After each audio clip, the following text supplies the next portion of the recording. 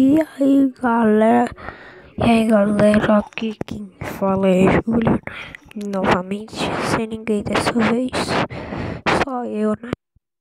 Só eu dessa vez, então eu vou ensinar como baixar o Minecraft de PC. Isso mesmo, isso aqui não tem Boatrick, não sei o que lá. É aqui na Play Store que você bota ele e você baixa ele. Pera aí. No caso, minha mãe e meu pai. Mas a minha sorte é que você não é louco. Está muito mal contado. A história do moleque é uma versão do teu nome é outra. Esse bichinho aqui, ó. Esse aqui, ó. Boatrick. Você bota aí o nome, baixa, eu acho que é rapidinho, né? Isso é um simulador do Minecraft do computador. Aí quando você abrir, vai aparecer login, né? Ou então play demo. Você vai apertar play demo uma vez e vai esperar 5 minutos e vai aparecer assim. E você espera, né?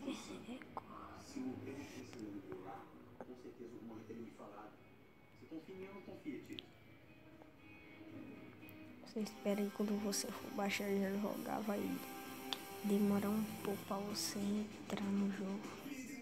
Não sei porque, mas tá de noite e alguma coisa tava me matando.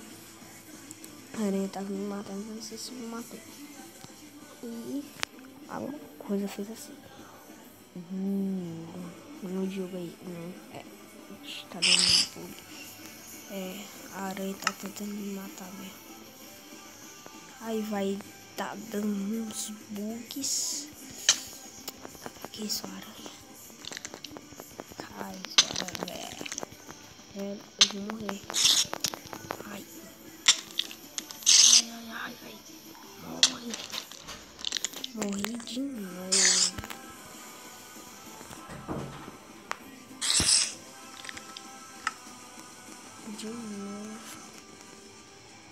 Morri de novo, né, galera? E o Ederman tá por aqui, eu acho. Perdi minhas coisas tudo, não tô acreditando.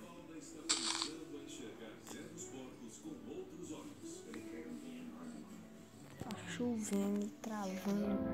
Eu acho que é porque eu tô gravando, galera, que é 11.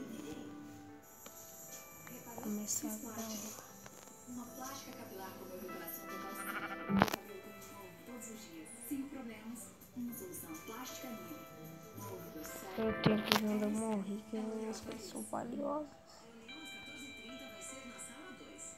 Picanha assada 6,5. 1 hora em forno médio. Amanhã vai fazer sol. 30 graus. A capital do Acre, Rio Branco, senhor. É de bom de dar asas. Papai, o senhor pode morar aqui em casa? Claro, coloca uma cama de casal no seu quarto. Agora eu vou ver isso, né?